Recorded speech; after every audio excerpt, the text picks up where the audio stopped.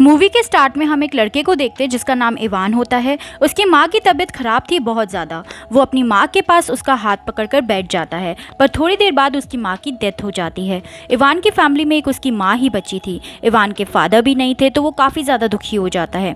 वो थोड़े दिन बाद जिस बार में पहले काम करता था उसे फिर से ज्वाइन कर लेता है। अब वो वहाँ बैठा था, तभी कुछ लोग आके उससे लड़ने लगते हैं क्योंकि उस बार में सिगरेट नहीं थी। इवान अच्छे मूड में बिल्कुल नहीं था, तो इवान भी उनसे लड़ने लग जाता है और उन लोगों को इतना मारता है कि उनकी हालत खराब हो जाती है और वो बेहोशी होने वाला होता है। तो उस बार का ओनर आता है और इवान से कहने लगता है कि ये तुमने ज़्यादा गलत कर दिया, तुम्हें जॉब से निकाल दिया जाता है, कल से तुम काम पे नहीं आओगे। इवान काफ़ी सैड हो जाता है और वो वहाँ से अपने घर चला जाता है। और जब अगले दिन सुबह वो नींद में से उठता है तो उसके घर के बाहर पुलिस आई हुई होती है। वो इवान को अरेस्ट करने आए थे, जो कल बार में उसने लड़ाई की उसको लेके। इवान इन सब लफड़ों में नहीं पड़ना चाहता था क्योंकि वो अंदर से पहले ही बाकी चीज़ों को लेके काफ़ी टूट चुका था। तो वो बिना कुछ सोचे अपना सामान पैक करके एयरपोर्ट की तरफ निकल जाता है।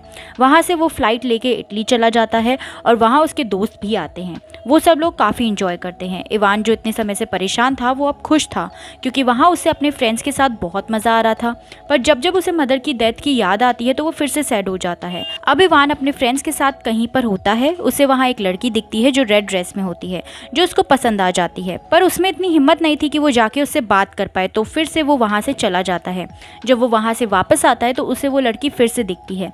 अब इवान कहता है कि अब मैं इससे बात करके रहूँगा और उस लड़की के पास चला जाता है और उसका नाम पूछता है। वो लड़की अपना नाम लूजी बताती है। इवान उससे पूछ लेता है सीधा कि तुम मुझसे दोस्ती करना चाहती हो, तो वो लड़की उसे साफ मना कर देती है कि मुझे रिलेशनशिप में नहीं आना।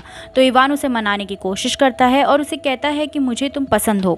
फिर वो उसे वॉक पे जाने और लंच के लिए बोलता है और फाइनली वो मान जाती है। इवान बहुत खुश था क्योंकि आज से पहले उसे कोई लड़की पसंद नहीं आई थी। आज वो पहली बार किसी के साथ वॉक पे जा रहा होता है। अब उस दिन वो दोनों बहुत मज़े करते हैं और अगले दिन उनका वापस जाने का टाइम हो जाता है। अब सुबह उसका दोस्त उससे कहता है कि चलो अब हमें निकलना है, अपना सामान पैक कर लो। और इवान बिल्कुल अनएक्सपेक्टेड जवाब देता है। वो कहता है कि अब मैं यहीं रहूँगा और जॉब भी यहीं ढूंढ लूँगा, क्योंकि सच बात यह है कि यहाँ उसे वो लड़की अच्छी लग गई थी और यहाँ उसी के साथ रहना चाहता था। अब वो अपने काम के लिए एक फार्म ढूंढता है और वो वहाँ रहने ही लग जाता है। फिर वो उस लड़की से एक दिन वापस मिलने जाता है। अब जो लड़की लूसी, वो उसे अपने साथ एक म्यूजियम में ले जाती है। अब वो वहाँ उसे कुछ यूनिक चीज़ें बताती है, जो कि वो बोलती है कि मेरा काम है। वो कुछ पुराने बर्तन और स्टोन्स थे जिसपे पेंटिंग करी हुई थी। अब इवान उससे पूछता है कि क्या ये तुम्हारा काम है, तुम पेंट करती हो? तो वो मना कर देती है। वो बोलती है मैंने ये सब ढूंढा है, मैं एक साइंटिस्ट हूँ। तो इवान वहाँ उसकी काफ़ी तारीफ करता है और उसके बाद वो दोनों घर चले जाते हैं और लूजी इवान के साथ में सो जाती है। और फिर सुबह होती है और वहाँ हमें बहुत ही अजीब चीज़ें दिखती है। लूजी के शरीर में अजीब चेंजेस आने लगे थे। वो धीरे धीरे एक क्रिएचर में बदल रही थी। वो उसी समय वहाँ से उठ के चली जाती है और वो सही तरह से चल भी नहीं पा रही थी। उसे रास्ते में एक बिल्ली दिखती है, वो उसे भी जान से मार देती है।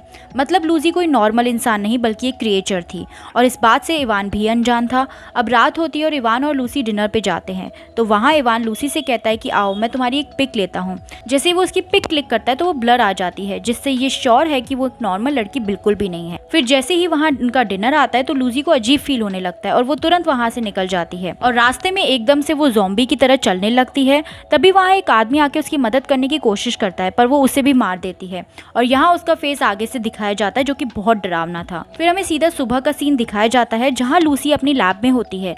वहाँ एक आदमी होता है जिसका लूजी वहाँ कुछ टेस्ट कर रही थी, लेकिन वहाँ एकदम से कुछ अजीब स्मेल आने लगती है। तो लूजी को पता चलता है कि वो फिर से क्रिएचर बन रही है और जैसे ही वो आदमी जाता है वो फिर से वही क्रिएचर बन जाती है। उसे एकदम से काफ़ी भूख लगने लगती है और वो फटाफट अपने घर जाती है और वहाँ पड़े मासूम रैबिट्स को मार के खा जाती है और वो काफ़ी अजीब हरकतें करने लगती है। वो जब भी घर पे होती है और क्रिएचर का असर आने लगता है वो इंजेक्शन लगा देती है, जिससे वो सही हो जाती है। वो इस चीज़ से काफ़ी परेशान थी। वो सोचती है कि मुझे इवान को बताना होगा, मैं कब तक ये सब छुपाऊंगी। वो इवान के पास जाती है, उसे बोल देती है कि हम साथ नहीं रह सकते, तुम्हें मेरी लाइफ से जाना होगा।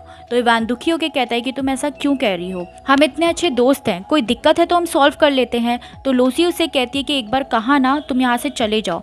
तो इवान एक बार फिर से टूट के वहाँ से चला जाता है। फिर वो वहाँ से सीधा अपने फार्म जाता है। तभी उधर कॉप्स आ जाते हैं क्योंकि वहाँ इलीगल काम होता है, तो इवान को वहाँ से भागना होता है। इवान लूसी के घर जाने का सोचता है कि थोड़े दिन वहाँ रह लूँगा जब तक पुलिस मेरे पीछे है। जैसे वो उसके घर जाता है और दरवाज़ा खोलता है तो उसको लूसी कहीं नहीं दिखती। उसे ज़मीन में गिरी एक क्रिएचर दिखती है, पर वो ही लूसी थी जो अभी एक क्रिएचर में बदल गई थी और जिस इंजेक्शन से वो ठीक होती थी उसे ले नहीं पा रही थी क्योंकि उसका बहुत बुरा हाल था।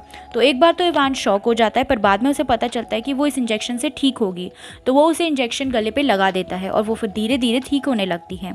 अब इवान लूसी से कहता है कि तुमने बात मुझे क्यों नहीं बताई।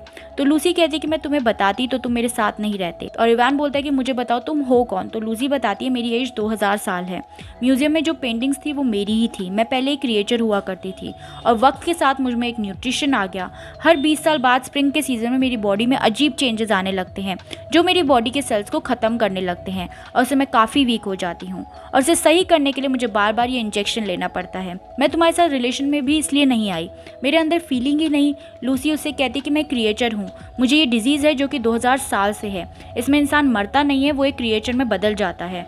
मैं जब छोटी बच्ची थी तब से मुझे ये डिजीज़ है, तब से अब तक मैं क्रिएचर ही हूँ। लूसी इवान से कहती है कि अब तुम ये सब जानते हो इसलिए तुम प्लीज़ मेरी लाइफ से चले जाओ, मैं तुम्हें अनजाने में कोई नुकसान नहीं पहुँचाना चाहती हूँ क्योंकि जब मैं क्रिएचर बनती हूँ मुझे पता भी नहीं मैं किसको मार देती हूँ और किसको खा लेती हूँ, इसलिए कह रही हूँ प्लीज़ चले जाओ। उस समय इवान रोने लग जाता है और कहता है कि मेरा इस दुनिया में कोई नहीं है, मुझे पहली बार तुम पसंद आई, मैं तुम्हें समझ सकता हूँ। तो लूसी उसे कहती है कि मैं रिस्क नहीं लूँगी, मैंने आज तक प्यार नहीं किया किसी से क्योंकि अगर मैंने प्यार किया तो मैं कभी ठीक नहीं हो पाऊंगी।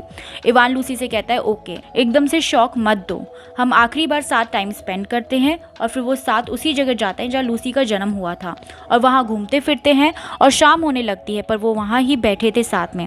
अब लूसी इवान से कहती है कि अब सूरज ढलने वाला है, तुम यहाँ से चले जाओ, मैं बहुत जल्द एक बुरे क्रिएचर में बदलने वाली हूँ। लेकिन इवान उसे मना कर देता है, वो बोलता है मैं तुम्हारे साथ कभी नहीं छोड़ूंगा।